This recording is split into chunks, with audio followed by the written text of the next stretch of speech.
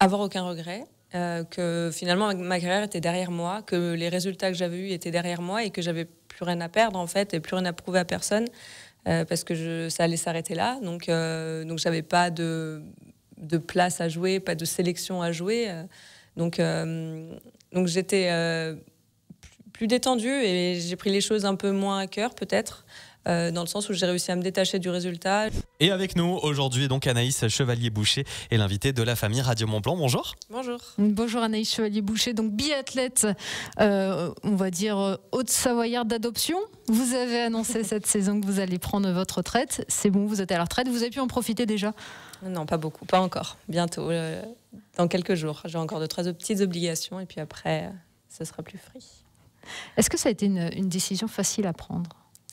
Plutôt, oui. Je ne dis pas que ça fait 1 an que je sais, mais c'est vrai que le retour des Jeux Olympiques a été assez éprouvant pour moi. J'ai mis beaucoup de temps à décider à continuer ou pas ma carrière. Finalement, je suis repartie pour une saison. Je savais quand même que c'était certainement la dernière. Voilà. Donc finalement, ça fait 1 an que je sais que c'est la dernière, donc j'ai eu le temps de m'y préparer psychologiquement en tout cas. Oui, ce qu'on dit souvent dans le haut niveau, on repart pour 4 ans, ou alors on repart pas du tout. C'est finalement les Jeux Olympiques qui déterminent beaucoup de choses, y compris pour vous, même si le départ effectif a été décalé d'1 an. Oui, après 4 ans, c'est long. Voilà, on fait quand même un sport d'endurance. Ça demande énormément d'entraînement. On s'entraîne presque 11 mois de l'année. Enfin, en tout cas, on a des saisons. On prépare une saison sur 1 an, en fait, presque. On n'a que le mois d'avril de pause. On s'entraîne 2 fois par jour. On est presque 200 jours pas à la maison. Donc c'est vrai que c'est assez éprouvant. J'ai décidé de repartir après les Jeux parce que je sentais que peut-être j'avais pas été au bout de toutes les choses et que je voulais vraiment avoir aucun regret. Donc c'est pour ça que j'ai décidé de repartir pour 1 an, mais je savais très bien que je repartais pas pour 4 ans parce que c'était beaucoup trop long pour moi. Anaïs Chevalier-Boucher, en plus vous terminez de la plus belle des manières puisque vous avez fait un podium sur la Mass Start d'Oslo. C'était donc votre dernière course en Coupe du Monde. Vous êtes battue pour ce podium. Oui, oui, je me suis battue et je crois que j'ai accompli la plus belle perf que j'ai pu faire sur un dernier tour parce que c'était un peu mon point faible jusqu'à maintenant. C'est un peu le challenge que je m'étais lancé au printemps avec notre nouveau coach Cyril. Je lui ai dit, écoute, moi, les derniers tours, à chaque fois, c'est une catastrophe. J'aimerais être performante sur ces derniers tours. Et donc, j'ai attendu la dernière course de ma carrière pour enfin gagner un dernier tour. Voilà. Donc voilà, c'est la petite anecdote. Mais c'est vrai que je me suis battue. L'Allemande avec qui j'étais se battait pour son premier podium. Au fond de moi, j'étais elle a le temps d'en faire d'autres. Moi, je le veux vraiment, celui-là. Donc voilà, je me suis battue. Et c'était chouette, c'était très chouette de finir comme ça. Alors pour ceux qui n'ont pas vu la course, donc Anaïs, vous étiez coude à coude avec une jeune Allemande, Kebinger, qui donc elle se battait pour son premier podium. Et vous, c'était pas encore votre point fort justement. Les derniers tours, on savait que c'était pas sur les skis que ça risquait de faire la différence. Et puis non, vous avez réussi à puiser au fond de vous. Ça joue tout au mental, j'imagine à ce moment-là. Ça joue beaucoup au mental et c'est vrai que j'étais en forme. J'ai fini le mois de mars en forme. D'habitude, c'est un peu la catastrophe. Le mois de mars commence à être très difficile. Là, cette année, c'était vraiment pas le cas. Donc je m'étais rendu compte sur les tours d'avant dans la course que j'étais quand même plutôt en forme par rapport aux autres filles. J'avais fait plus de fautes et je jouais encore devant. Donc voilà, j'ai pris ma chance. J'ai tenté, et ça a marché. Et j'y suis allée beaucoup au mental. La dernière bosse, c'est plutôt au mental où je mets mon attaque. Oui, clairement, c'est dans la tête. Parce que je la voulais plus, peut-être qu'elle ou pas, mais en tout cas, je la voulais vraiment, oui. Peut-être aussi un petit peu d'expérience qu'a joué. En tout cas, votre dernier podium, la dernière cérémonie des fleurs, vous l'avez partagé avec 2 autres athlètes qui ont pris leur retraite, la Norvégienne Reuseland et l'Allemande Hermann. Il y a eu quelque chose d'un peu plus pour ce dernier podium entre retraités ou finalement c'était vous étiez contente d'être sur le podium? J'étais contente d'être avec elle sur le podium. J'étais contente en tout cas de partager le podium avec Marthe Reuseland et de partager les fleurs avec Denise Hermann. C'est vrai que quand je vois sortir Marthe du dernier tir et que je la vois filer sur le podium, je me dis la chance pour une dernière course en carrière, c'est quand même chouette de faire un podium. Et puis moi, quand on m'annonce que je sors 4e et que je joue le pod, je me dis en fait, je vais aller chercher moi aussi. C'était aussi ça la motivation supplémentaire. Mais c'est vrai que c'était je trouve que c'est chouette de sortir par la grande porte. moi, j'aurais pas pu rêver mieux. Et puis d'être avec elle en plus, ce sont des filles que j'apprécie. On a fait un bout de carrière ensemble quand même. On a partagé finalement pas mal de podiums ou de cérémonies des fleurs ensemble. Donc c'était plutôt plaisant d'être avec elle. Alors Anaïs Chevalier-Boucher, vous partez à la retraite en laissant, on a l'impression que c'est toute une génération qui est partie dans l'équipe de France. Il y a eu Marie-Dora Imbert avant vous, il y a eu Anaïs Pescon. Est-ce que vous avez confiance pour la suite, les filles que vous laissez sur le pas de tir, vous avez confiance en elles? J'ai pas trop de doutes, oui, sur leur niveau dans l'avenir. En tout cas, elles ont montré cette année qu'elles savaient faire des super choses. Elles sont jeunes, mais bourrées de talent. Et c'est vrai que là, c'est peut-être une page qui se tourne parce que j'étais peut-être la dernière. Il y a peut-être encore Justine qui a connu le groupe d'avant, mais c'est vrai que et encore. Peut-être que j'étais la dernière qui faisait un peu le lien entre les deux générations, mais bon, j'ai vraiment aucun souci pour elles. Elles ont montré cet hiver qu'elles étaient fortes. On remporte pour la première année depuis très longtemps la Coupe des Nations. Donc, ça veut dire quelque chose quand même. Hein. En relais aussi, vous avez en aussi relais le petit globe aussi, du voilà. relais, Mais ouais. c'est vraiment symbolique. On n'en parle pas beaucoup, mais c'est vraiment symbolique parce que ça fait des années qu'on l'avait pas remporté, et c'est la preuve que le niveau des filles est hyper homogène. Et donc, j'ai pas trop de soucis pour la suite. Je pense qu'elles vont casser la baraque. Anaïs Chevalier-Boucher, vous terminez donc votre carrière avec une 8e place au général. Vous étiez aussi en lice pour aller chercher le petit globe de la Mastard. Bon, ça s'est pas fait. Il y a eu des saisons dans votre carrière qui ont été beaucoup plus compliquées. Cette saison-là, on a l'impression que vous êtes sereine, que vous partez sereinement. En fait, je suis partie sur cette saison en me disant que je voulais avoir aucun regret. Que finalement ma carrière était derrière moi, que les résultats que j'avais eus étaient derrière moi et que j'avais plus rien à perdre en fait et plus rien à prouver à personne. Parce que ça allait s'arrêter là. Donc j'avais pas de place à jouer, pas de sélection à jouer. Donc j'étais plus détendue et j'ai pris les choses un peu moins à cœur, peut-être, dans le sens où j'ai réussi à me détacher du résultat. J'ai fait un gros travail avec une psychologue pour mieux vivre ces saisons aussi, parce que c'est compliqué. Je suis loin de la maison, j'ai une petite fille qui m'attend. Donc on vit en hôtel, c'est quand même une vie particulière.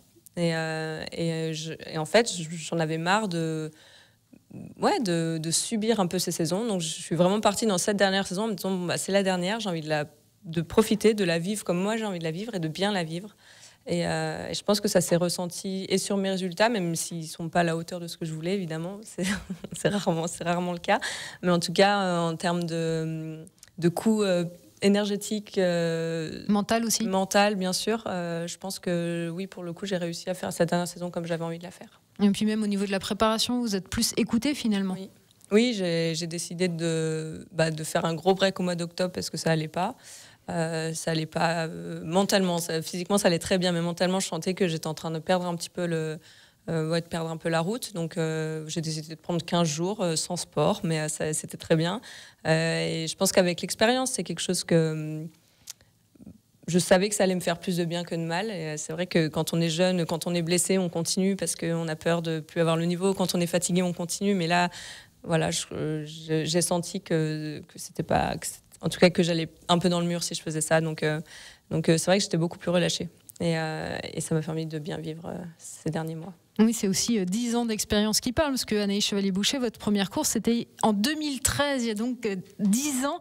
Vous avez évolué pendant 10 ans sur la Coupe du Monde. En 10 ans, vous avez vu aussi ce sport évoluer. Comment est-ce que vous l'avez alors, pas mal d'évolutions. La vitesse de tir, je trouve que c'est vraiment ce qui est le plus flagrant maintenant. Ça tire extrêmement vite. Je dirais pas que ça tire bien. En tout cas, ça tire aussi bien qu'avant. Ça tire pas mieux, mais ça tire beaucoup plus vite. Et maintenant, c'est des tirs debout. Il faut jouer en moins de 23 secondes, quoi. C'est quelque chose qui est quand même... faut pas s'oublier, disons, sur une balle.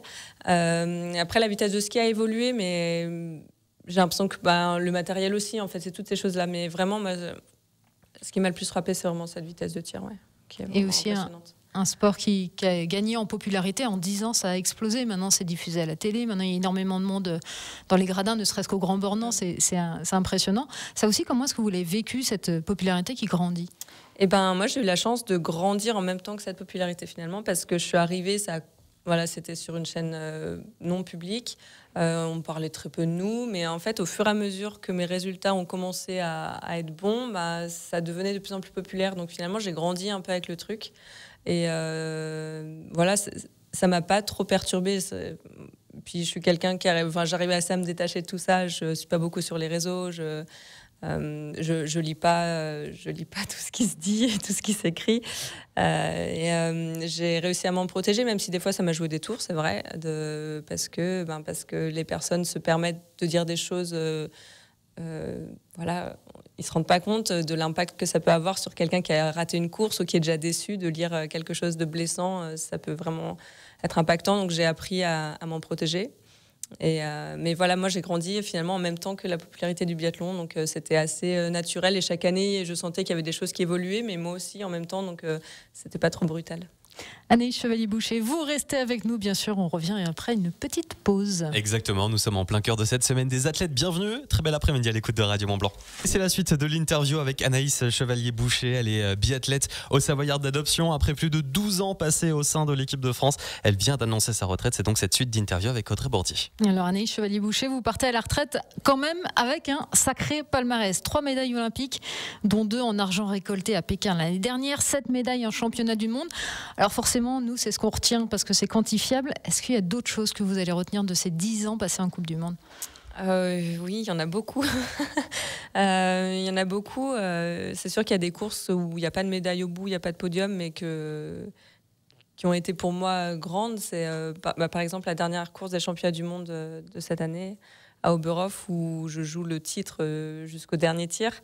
Celle-là, ça restera un accomplissement personnel, parce que même s'il n'y a pas la médaille au bout, moi je cherchais l'or, j'aurais été très déçue d'avoir l'argent ou le bronze, et finalement c'est très bien que je sois 4e, parce que je jouais l'or. J'ai fait la course pour jouer l'or, ça n'a pas fait ce jour-là, mais voilà, pour moi c'était vraiment... Je savais que c'était mes derniers championnats du monde, je savais que c'était ma dernière course où c'était possible d'aller chercher une médaille d'or, et je me suis donné les moyens d'aller la chercher. Mais même si ça n'a pas fait ce jour-là, je pense que ça restera comme un très beau souvenir pour moi.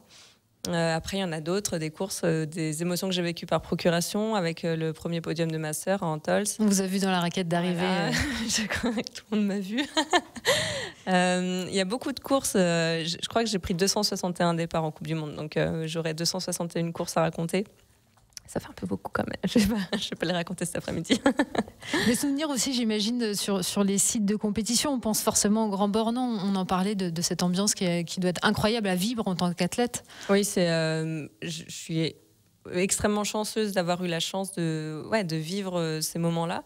J'ai vécu le tout premier qui était justement en 2013, en décembre 2013, avant les Jeux de Sochi.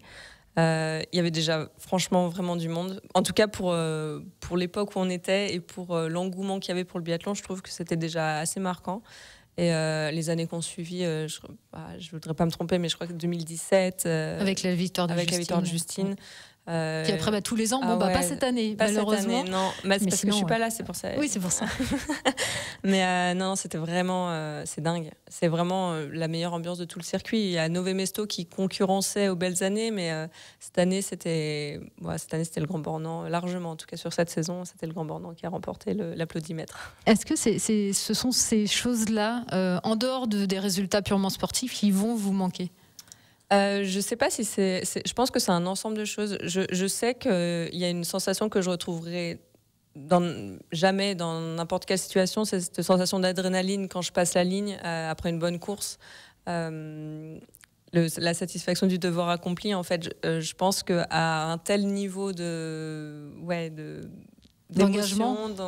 je pense que je sais que je retrouverai pas ça dans n'importe quel autre domaine.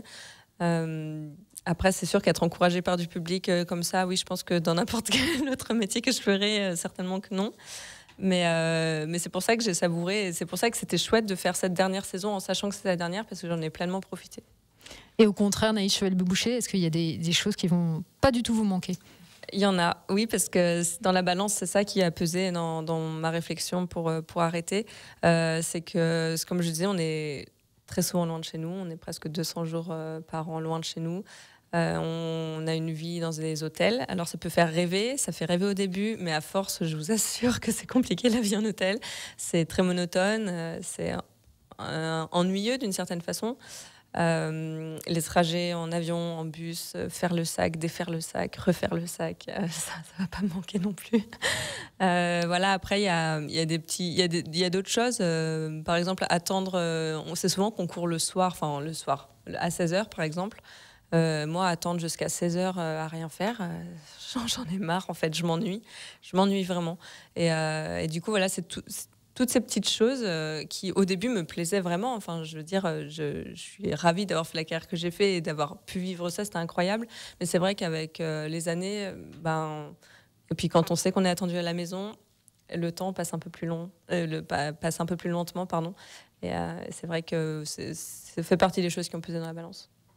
Pendant vos 10 années en Coupe du Monde, forcément, il y a eu des moments de moins bien. Comment vous avez fait pour tenir le coup et dire non, je ne vais pas arrêter maintenant, j'ai encore plein de choses à aller chercher? Je me suis beaucoup fiée à mon instinct. Depuis toujours, en fait, j'ai une confiance absolue en mon instinct.